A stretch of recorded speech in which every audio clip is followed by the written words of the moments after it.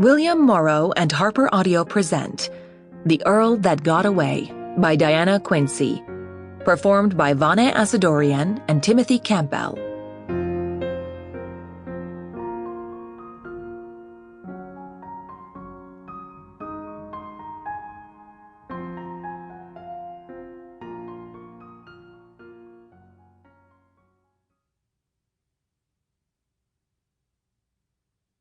To Joanna Shoup, for all the things, especially the ones that have nothing to do with writing.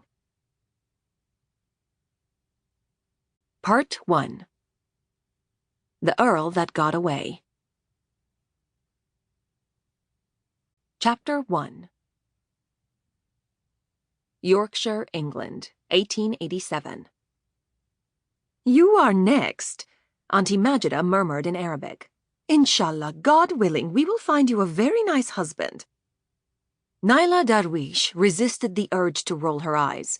If she had $1 for every time Auntie talked about finding her a husband, she'd be independently wealthy. I doubt that's going to happen. Auntie Majida was not easily deterred. "Leish la, why not?" "You know why." Naila fiddled with the stack of thin gold bangles adorning her wrist, her finger circling the single pearl adornment on one bracelet. "Because I've already had my chance."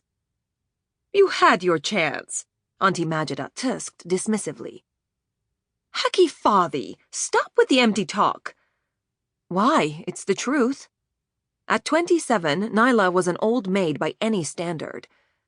I did not seize the opportunity when offered.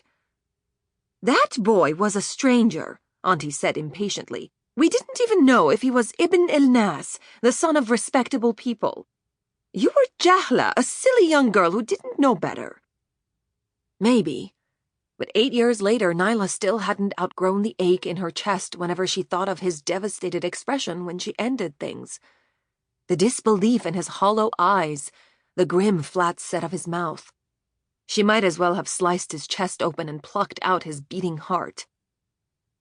Her penance was to spend her life sitting on the sidelines watching others find the joy in life that she'd carelessly tossed away. That's why she was seated beside her aunt in her usual wallflower position while her sister twirled across the dance floor in the arms of her betrothed, a handsome duke with dark golden hair and an aristocratic profile. It was hard to believe that in 2 short weeks Raya would become a duchess and the mistress of Castle Tremaine.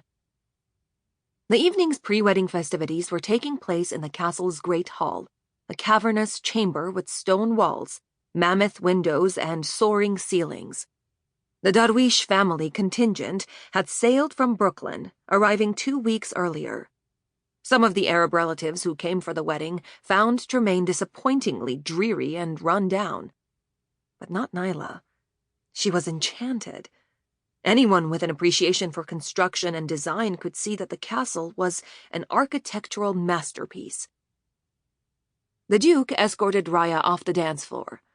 Her sister, a vision in white, was radiant, her happiness more vibrant than 1,000 burning candles. Would Naila know the same joy if she'd been brave enough to follow her heart? Instead, she'd relegated herself to being a supporting player in other people's lives.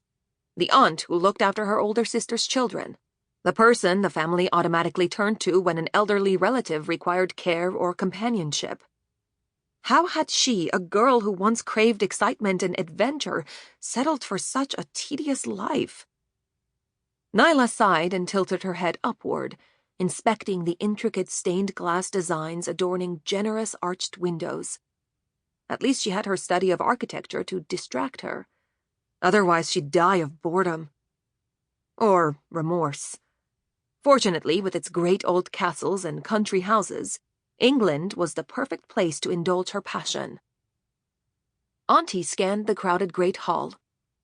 "Maybe there is a widower in his 40s who will need a wife to take care of his children." "That sounds delightful," Naila said under her breath. "Shatra!" Missing the sarcasm in Naila's voice, Auntie nodded approvingly. Sample complete. Ready to continue?